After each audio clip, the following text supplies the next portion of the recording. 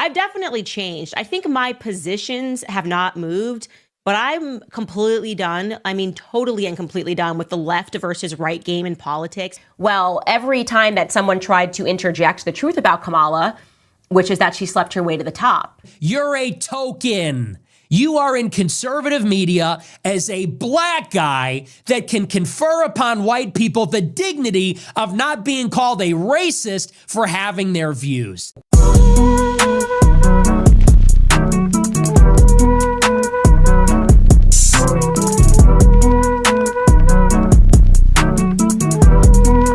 And just like that, we back. Come on in here real quick. Let me tell you something. Get in close. Listen. One day, a wise man told me, he said, look, listen, young sir. If and when someone shows you who they are, if and when someone shows you who they are, you do well to believe that, despite what they write on the paper, despite what you've read, despite what they tell you, despite what you've heard.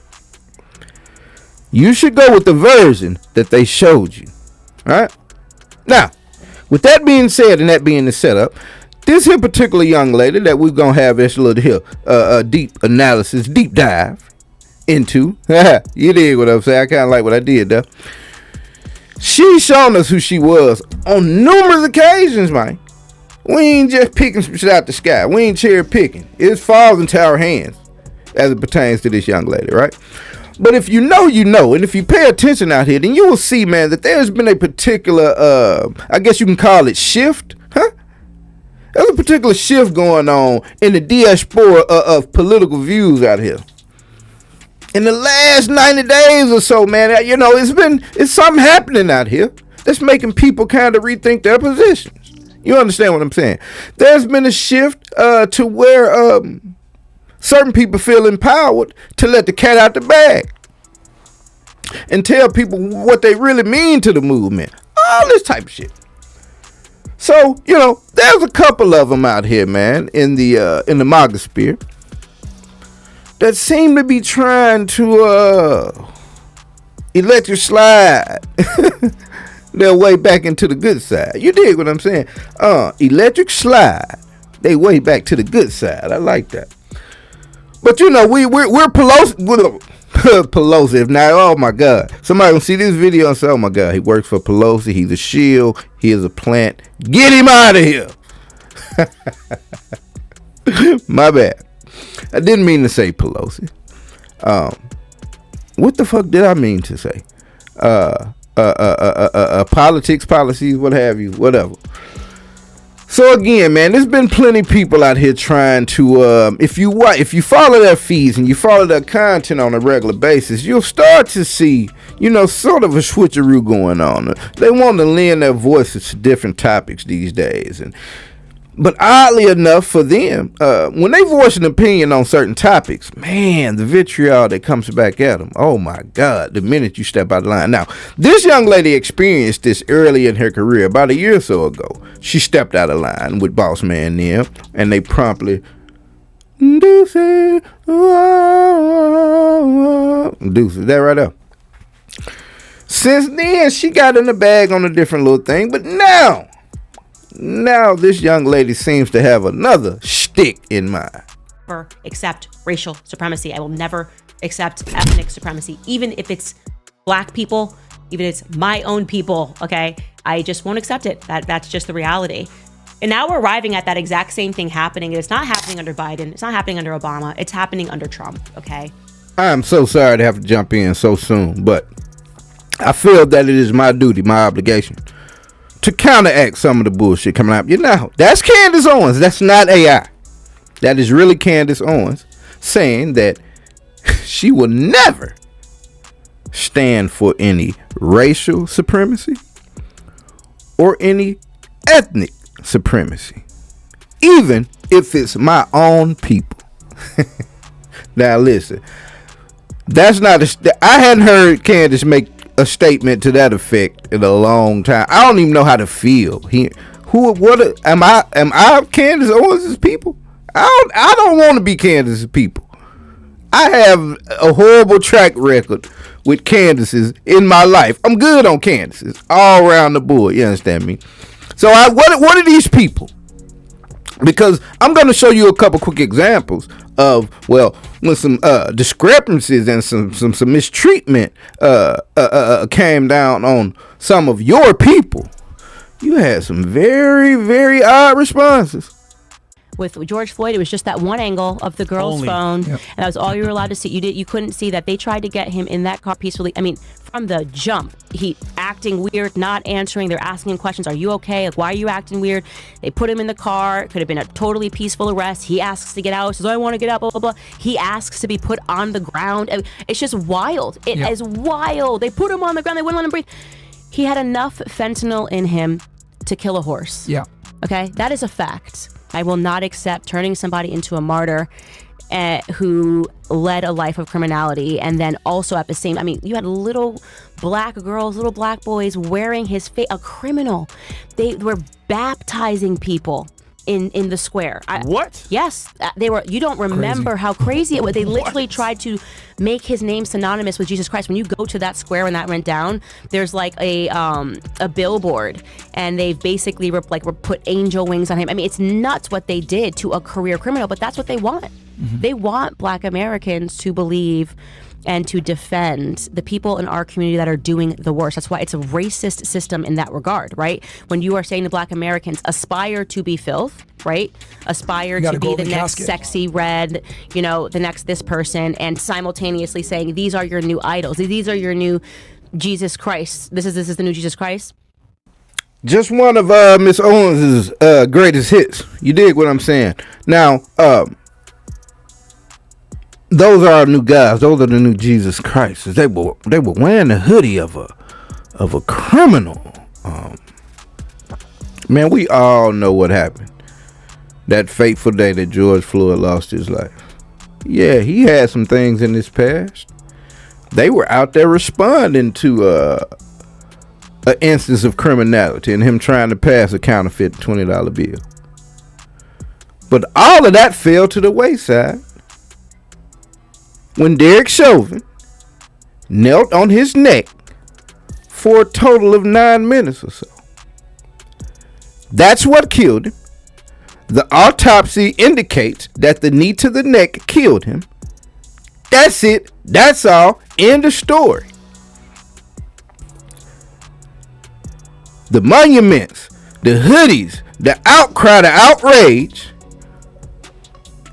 was a response to a systemic problem, a repeated instance that we see play out far too much.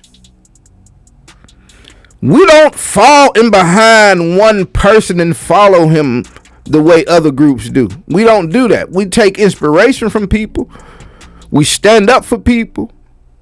But we fight our own battles. We think for ourselves, man. We've never had.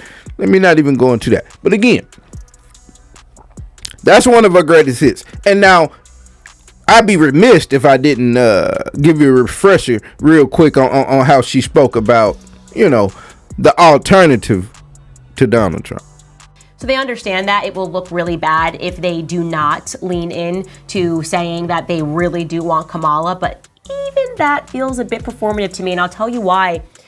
Because I'm starting to see articles creep out and they seem like attacks on Kamala. Again, if we can go into our time machine and go back to 2020, well, every time that someone tried to interject the truth about Kamala, which is that she slept her way to the top, it's a fact. She was with some 6-year-old man, got her start in the political career, and they would go, oh my gosh, how dare you say this? That's so sexist. Well, then suddenly on July 6th, the Daily Mail actually published a headline about the fact that Kamala Harris was, thoughting through life. And they basically said she got her political start, her political upstart, because she was dating this guy, Willie, can't think of his last name right now. And he was married and he was in his 60s and Kamala Harris was just a spring chicken. And that is how she entered the political scene. So she was not somebody who was a part of their ecosystem, but they tapped her in 2020 because they were like, oh, like the thing that we always say is that look at the Republican Party, it's so white and there's no diversity. And how are we going to be able to say that if we're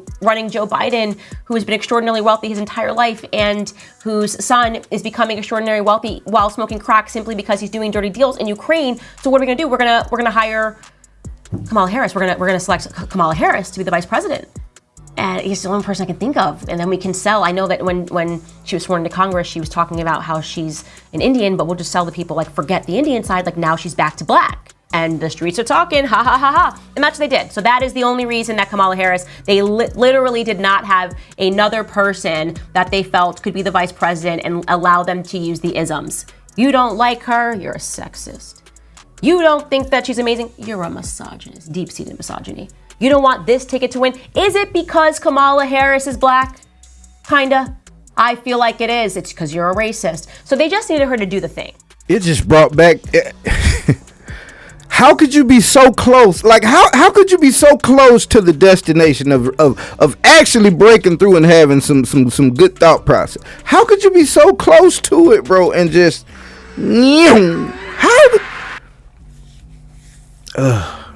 man, but again,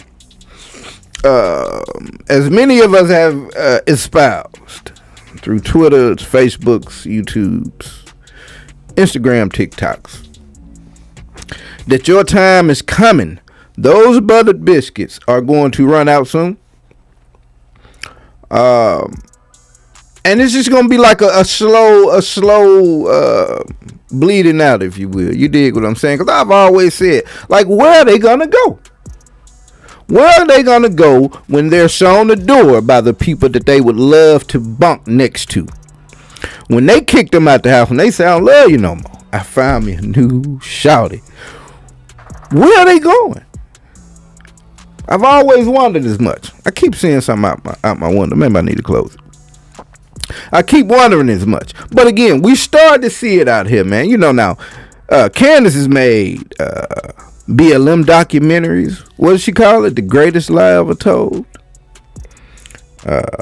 She did about a 12-part docuseries breakdown on Kamala Harris and where she was from and this, that, and the third. She's been a anti-vaxxer, how do you say it? Just all over the place, man. But here lately, like again, man, we've been seeing some pivoting. So we're gonna finish up with that first video we started, and that's gonna thrust us on down the line a little bit. You've got the Human Health Secretary, RFK Jr., saying, oh, we have to declare this an epidemic. And what we're really talking about is people voicing opinions against Israel's policies on blowing up Palestinian kids. You can accept that or you cannot accept that. It is just the reality. And if you don't understand how close we are inching to them destroying free speech, and once speech goes, everything else goes, then you need to start paying attention. They are redefining anti-Semitism to even be parts of the Bible. They are saying that it is anti-Semitism, and the Trump administration is pushing this on college campuses, to even suggest that a Jewish person might be more loyal to Israel than they are to America. That's totally plausible. It's totally plausible that a black person in America might be more loyal to Uganda than they are to America. Look at that. That is like, why are we redefining this? Portions of the Bible? I mean, it's getting crazy. So I want to show you this Senate hearing. So they had another Senate hearing, like the one that I showed up on, except this one, it was on anti-Semitism on college campuses.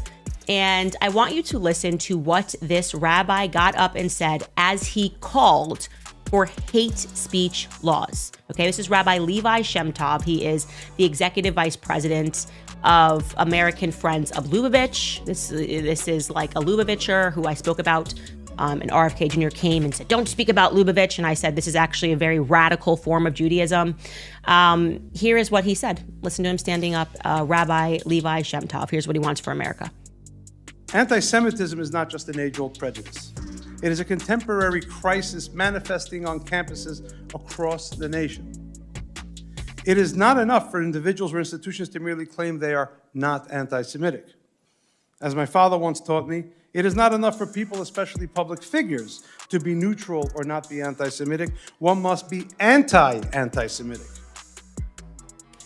That is the exact same rhetoric, okay, as Ibram X. Kendi during the peak of BLM, saying it's not enough to be racist, you have to actively be anti-racist. It's the exact same rhetoric, okay?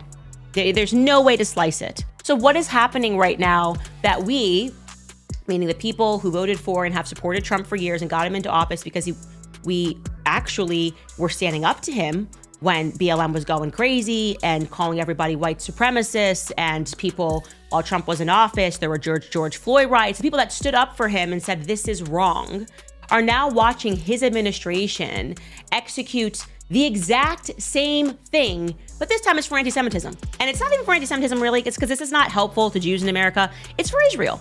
Like, it feels like Netanyahu is running the White House and Trump's just signing and doing whatever they say, right? It feels like Netanyahu should be sitting in the Oval Office as they demand hate speech laws and they get what they want. Every day they're announcing something that they're gonna do to further support Israel. And that something is now looking to me like a detriment to American freedom.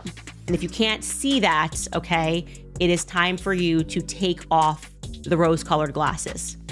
Because just because Trump was against all of this in 2016 does not mean that he does not have people that are around him who are for this now that we are in 2025.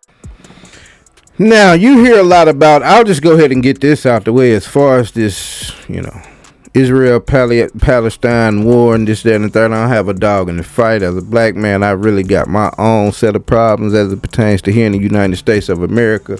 I don't agree with killing kids in any area of wartime law, and there's just all of this, but that's a more complex thing that I feel like I need to avail my thought process to, so I could care less. I do understand and I do notice, though,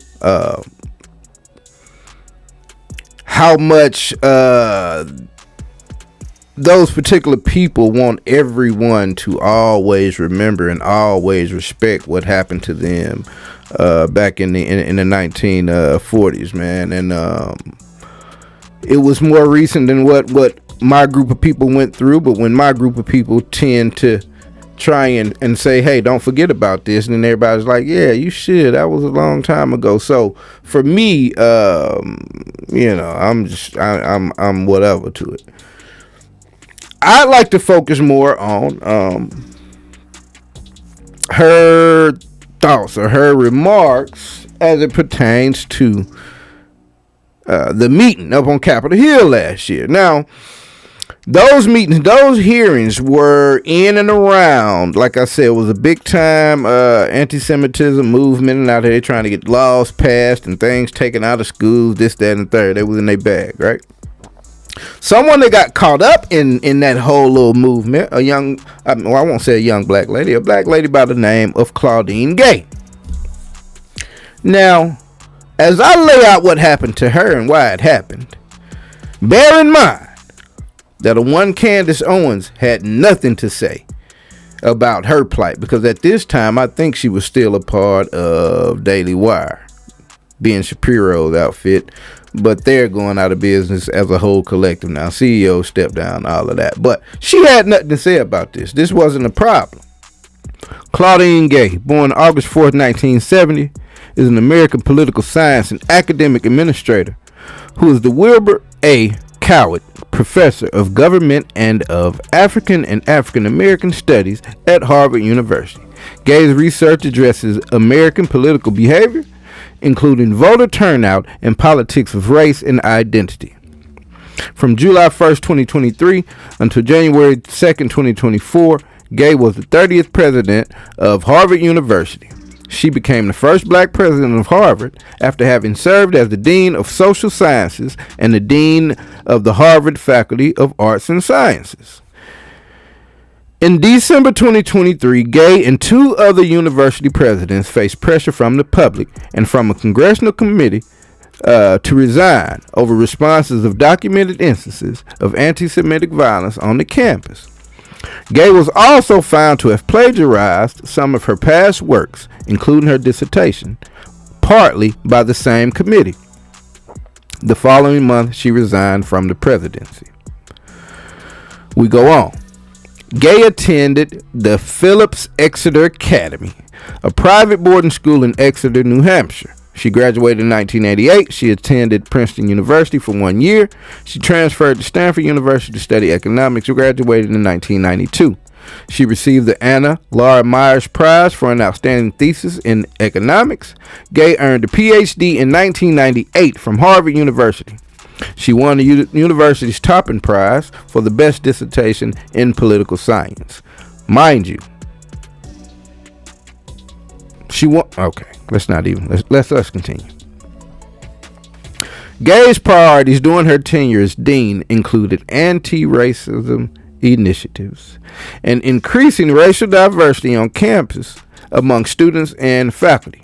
In August 2020, FAS hired its first associate dean of diversity, inclusion, and belonging, following the June 2023 Supreme Court decision in Students for Fair Admissions versus Howard, which held that race-based affirmative action programs in college admissions were unconstitutional.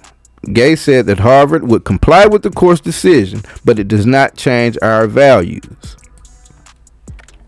During her deanship, Gay disciplined multiple Harvard professors for alleged sexual misconduct. She removed emeritus status from retired professors Jorge I. Dominguez and Gary Urton, and placed professors John Kamaroff and Roland G. Fryer Jr. on leave after they each faced accusations of sexual harassment. Gay also sanctioned Professor Martin Nowak for unprofessional behavior in his contacts with sex offender Jeffrey Epstein. Wow. Harvard Law School professor and Winthrop House faculty dean Ronald Sullivan faced student protests in spring 2019 after joining the legal defense team for Harvey Weinstein, who was on trial for rape. Gay called Sullivan's response to the controversy insufficient, citing his special responsibility as House Dean for the well-being of Winthrop students. Harvard College Dean Rakesh Khurana decided not to renew Sullivan's contract as Winthrop Dean, a decision criticized by the American Civil Liberties Union. In June 2022, Harvard University President Lars Bacow announced that he would resign from the post in 1 year.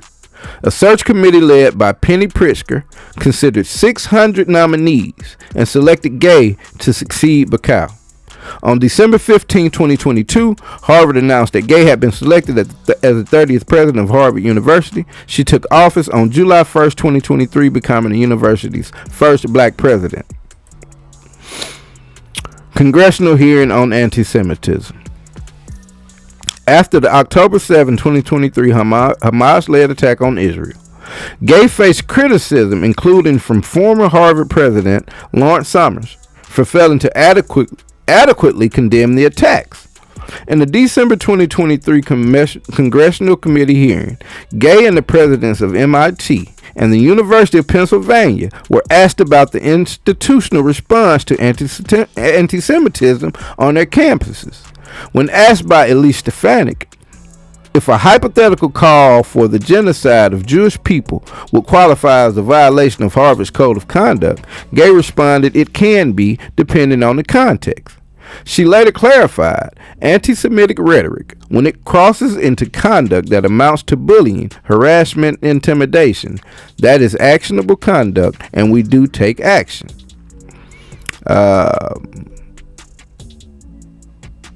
On December 11th, more than 700 of Harvard's 2,452 faculty members signed a letter opposing calls for Gay to be removed as university president. The executive committee of Harvard's Alumni Association stated it unanimously and unequivocally supported Gay's leadership, praising her for protecting academic freedom and the right of all students to voice their opinion. On December 12th, the board of the Harvard Corporation said they unanimously supported Gay's leadership, adding, President Gay has apologized for how she handled her congressional testimony and has committed to redoubling the university's fight against anti-Semitism. Soon after the congressional hearing, Gay was accused of plagiarism by conservative activist Christopher Rufo and journalist Aaron Siberian, and by an anonymous complaint, as summarized by the New York Times. The allegations concern using material from other sources without proper attribution, ranging from brief snippets of technical definitions to paragraphs summing up other scholars' research that are only lightly paraphrased, and in some cases lack any direct citation of the other scholars. The allegations total almost 50 instances spanning 8 of Gay's academic works, including her dissertation and 5 of her 11 published articles. Carol M. Swain accused Gay of failing to credit Swain's work from her 1993 book, Black Faces, blah, blah, blah, blah, blah, as well as her article, Women and Blacks in Congress, blah, blah, blah, blah, blah. Carol Swain is a blah. In response, Gay said she stood behind the integrity of her work and requested an outside review of it. The Harvard Corporation reported that the review found a few instances of inadequate citation and duplicative language without appropriate attribution in her work, but no violation of Harvard standards for research misconduct. Analyses by the Harvard Crimson and CNN contested Harvard's statement, finding that Gay had likely violated the university's policies on plagiarism and academic integrity. Gay requested 7 corrections to add citations and quotation marks to her dissertation and 2 of her articles. Academic Joseph Regal opined that media reports that Gay plagiarized implied that she had stolen the central ideas in her work, saying, "I don't think this is the case, but that the work contained plagiarized prose. This is a lesser but still significant infraction." Academic William Arihi, writing for the Journal of Academic Freedom, later characterized the events as an attempt not at promoting truth, but at grinding political acts. So yeah, that was a little long, choppy read, man. I should have pre-read it. I'm sorry, but as you can see, again, a lady with tremendous qualifications, spanning years and years and years. Who knows how many different papers and dissertations and write-ups and reports she's written, but apparently they went and found 8 of them that had some very light infractions in them, but they trumped that up to swear that this lady got where she got by plagiarizing and cheating, because of course she's a DEI. And just like that, you have it. Claudine Gay, lifelong list of accomplishments, very qualified lady. You mean to tell me after all of these years, after vetting her through all of these various positions that you hired her in, all of a sudden, when she got some smoke with the Jewish community about what seemed to have been just a regular comment, this should have been taken out and molded into the form that you made it. But as soon as she made that comment, a la Candace Owens, as soon as she made that comment, now this lady has been plagiarizing her entire life. Even though people looked into it, found no major incidents of plagiarism, not anything that would rise to the pale of plagiarism. But they trumped those up because the other 2 ladies went on and resigned and stepped out the way. Well, since this black lady ain't gonna get out the way, we'll get her out the way. So they can't have these guys supporting Palestine. And same thing goes on Wall Street. Bill Ackman, who led the charge on the campaign against Harvard, he's very powerful on Wall Street. He put a word out to all his friends and said, don't hire anybody on this blacklist I'm creating. Don't hire any graduates from Harvard who supported Palestine. One of the people he gave this blacklist to is Larry Fink, the head of BlackRock, which is the richest asset manager in the history of mankind. Tens of trillions of dollars in assets managed by BlackRock. They control the stock market. And Larry Fink, who runs it, a Jew, agrees with Bill Ackman that they're going to blacklist any pro-Palestine students that come out of Harvard or the other elite universities. So this is why they're doing it. And of course, that's a naked expression of Jewish power. If they have enough power to wield the Congress and wield the media and wield money in Wall Street like they've been able to do to pressure very prestigious, very rich universities, and they're able to get the scalps of the presidents of Harvard and UPenn. That speaks to their power, and it also speaks to the maintenance of control. They've done that. Really, the purpose of that is to send a message, which is if you are a university president in America and you don't crack down hard on anything pro-Palestine, we can do this to you. That's how powerful we are. If we could get the scalp of the president of Harvard, then we can get anybody, and we will get anybody. So that's a message to every president of every university in America. You better crack down on any kind of pro-Palestine organization. They can't organize, they can't protest. The universities will not be grounds to resist the influence of Israel. And that speaks to the power of Israel and the Jews in the United States and the whole dynamic. And understand, by the way, why they're doing this. Israel needs America's support. If Israel doesn't have unconditional, sustained support from the United States, they get destroyed. They're not safe. So they need American political support to do what they're doing. And American political support comes from a consensus among the public that Israel's our closest ally. If that starts to crumble in the universities, that's the beginning of the end for Israel. So that's why it matters so much. And that's why guys like Stefanik and Bill Ackman and Larry Fink and others have been deployed. When they go after Claudine Gay, that's why they're going after her. They see her as undermining the security of Israel. And so they trump up these plagiarism charges. She's out of there. Candace had nothing to say about that. You know, many times people don't have anything to say about something until it actually affects them. You know what I'm saying? And then here we go a little while later regarding some of her remarks on the Daily Wire, on the Candace Owens show, whatever it was called. Ben Shapiro and his, his group of whatever you call them, gave her the axe. And now she jumps into her Christ is King bag. And so now everything is just, she's from the scope of everything is attacking organized. It's just so weird, the bad. I wonder if they sit around and have brainstorming meetings on this is the direction we're going to go. Because, people like her on the other side of things, people like TYT, Jank and Anna. The pivots they make, and they seem unstudied. You know what I'm saying? They seem to be spontaneous, just streams of thought, man, that they just can't help but jump into, and then they try to put it together as they go. You know what I'm saying? Try and figure out what stance to take on this and what tweet to put out, what words to put in it, and it's just so ignorant, man. It's just so ignorant. But you heard Nick lay it out. You know what I'm saying? It was just, it was a power play. You know what I'm saying? It was a pure power play.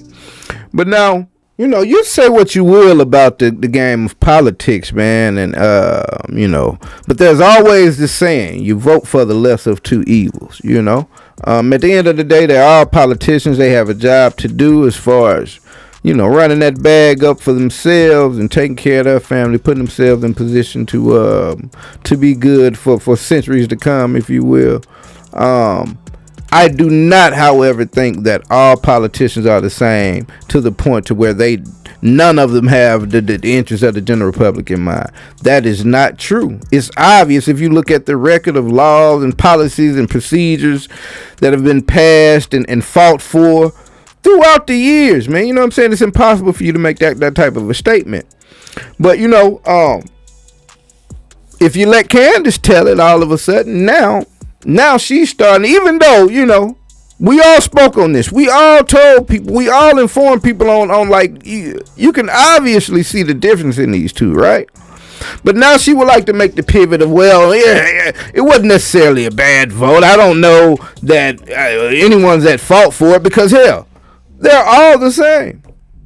Thinking about it, I'm open to the idea of it. And like I said, I did do Howie Mandel's show the other day, as well as Jillian Michaels, and I'll show you some of those fun clips. And I realized at least this. I've definitely changed. I think my positions have not moved But I'm completely done. I mean, totally and completely done with the left versus right game in politics, because it is now just so abundantly obvious that there is something much more sinister that is happening. When we elect politicians, they're on a platform, they say this, they perform, they promise us this is going to be the mandate, I'm going to clean up DC. And then we send them to DC and something happens.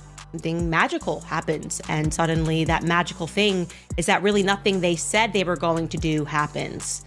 The world really is becoming a stage. Maybe it always was a stage. And like I said, it doesn't matter who you elect. So no, there's no pivot. Like, I wish it was Kamala Harris. No, okay? It does not matter who you elect. It seems to be the same thing that we see over and over again. Politicians selling out the people that voted for them. Yeah, that's just that's a middle of the road type of stance for someone that just does not want to come out and admit that they got it wrong. They were grifting from the beginning, because Candace Owens, for years before DJT was elected, she ran a whole website against Donald Trump. You know what I'm saying? So it's not like you didn't know. You just noticed that there was more money on the other side, and you had that weak of a character, that low of a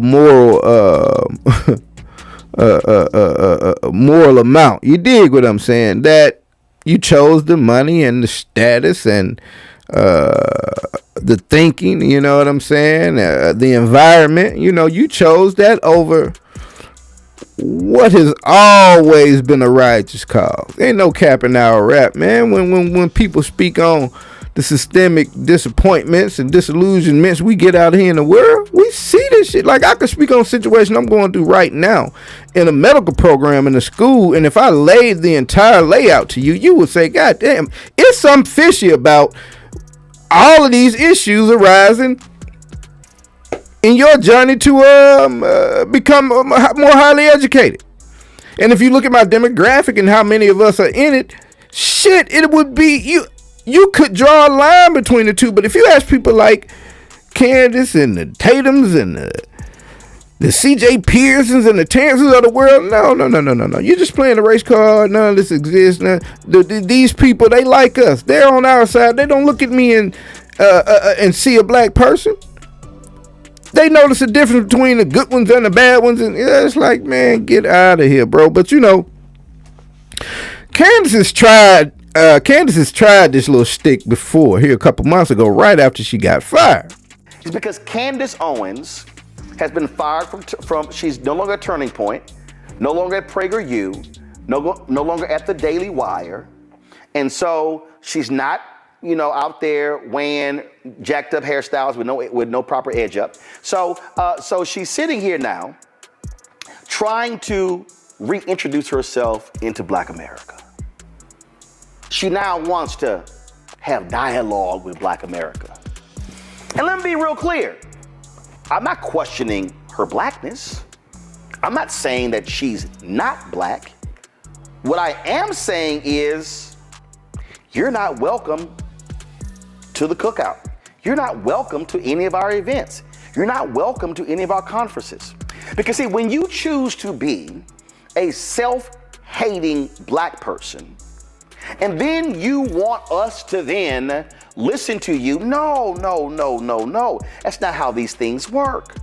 Because see, what you are desperate for, you are now desperate for a platform, and you think that, let me just say, the things that I want to say. Let me just say these. No, that's not how these things work.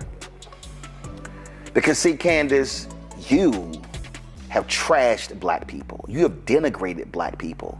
You have called us victims. You have danced before white conservatives.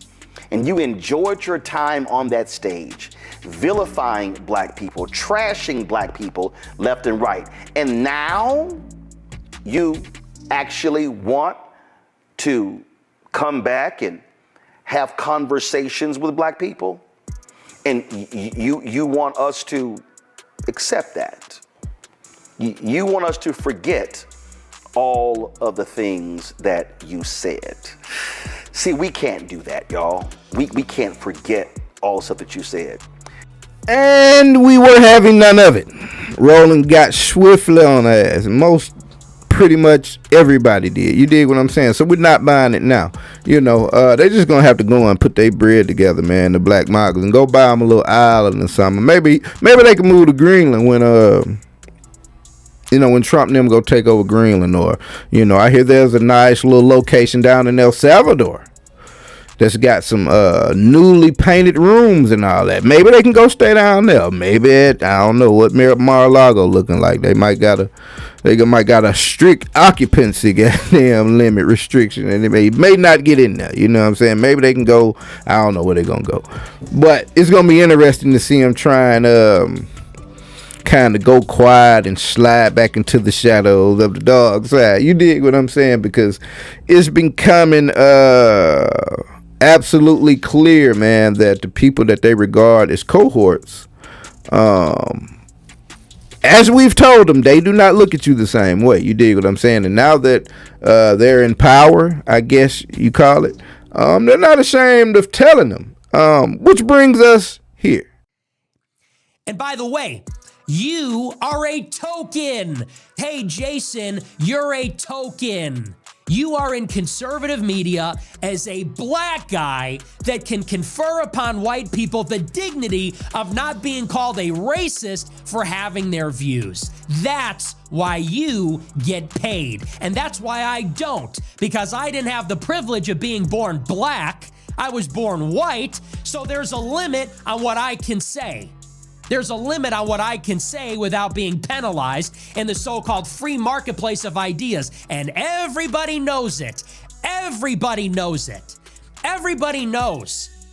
And everybody's sick of it, especially in the conservative space, that blacks have had it easy.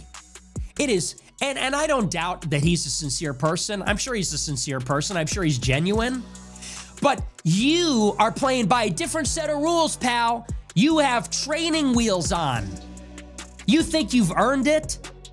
Everything you have. Take a look around at your studio, your contract, your employees. If you said the stuff that you said as a white person, your ass would be fucking gone. And everybody knows that. You're on Blaze hosting E. Michael Jones talking about the Jews. It's a good fucking thing you're black, because if you weren't, you would have been fired like Elijah Schaffer. You would have been fired like every other white person. Everybody knows that. Take a good look at everything around you, because you did not compete to get that. You got it because people feel sorry. People don't want to be called racist. They feel sorry. They need a black person to give them credibility. And if you can't see that, then you're just as ignorant as BLM. If you can't see that, if you can't be honest with yourself about that, you're just as ignorant as the marchers. As a matter of fact, you are as ignorant as the marchers. Just another ignorant crybaby as the angry white man that's trying to gin up. I'm not trying to gin up racial resentment. I'm really not. I'm trying to tell you how white people feel. And I'm trying to tell you the truth. And here's the truth of the matter. White people are just fucking done. We're done with the excuses. We're done with the white guilt. We are done with crybaby, ethnic narcissist black people that cannot handle an adult conversation about race. We're done. We pay up the ass in property taxes not to live near these people. We work hard. We pay our taxes. We go to work. We work our fingers to the bone to create a good quality of life for ourselves and for our families. And it has been ceaselessly sabotaged for decades by these fucking animals. That's the second video featuring one Nicholas J. Fuentes. Now, let me preface this by saying that I would dominate Nick Fuentes inside the same arena if he would think he could say things like that. You dig what I'm saying? To a real one. But the ones here talking to, they're not real ones. Oh my God. No. That was their wake-up call. Huh? These are the people that chose or let them tell it, let them think they're aligned with his type of thoughts. They thought that they were on the same page at some point in life. You dig what I'm saying? Nick just told him, he just called them animals. Because again, Nick not talking to me. Because I would dominate Nick. Nick is talking to the tokens out here. The tokens that get paid to basically have a huge hole in the back of their head. And then they stick a speaking device through it. Some person of a different category. And then that person just says what they want to through the microphone like this. Say it. Say it, Candace. Say it, Jason. Say it. Say it. You're a DEI hire because you're the token that we need to pass the status quo. You're the megaphone to say all the vitriolic things that we would like to say, but we don't want to lose our job and our position and our privilege because of it. Nick said at the end of the day, you're a part of the animal category. At the end of the day, all of the things that you say contribute to the delinquency of some of our minors out here is directly traced back to you, Jason Whitlock, you, Candace Owens. You're not any different from the people you talk against. You just talk against them for a check and because we tell you to do so. What a beautiful bow to place upon this here episode. And just like that, man, I'll see y'all soon.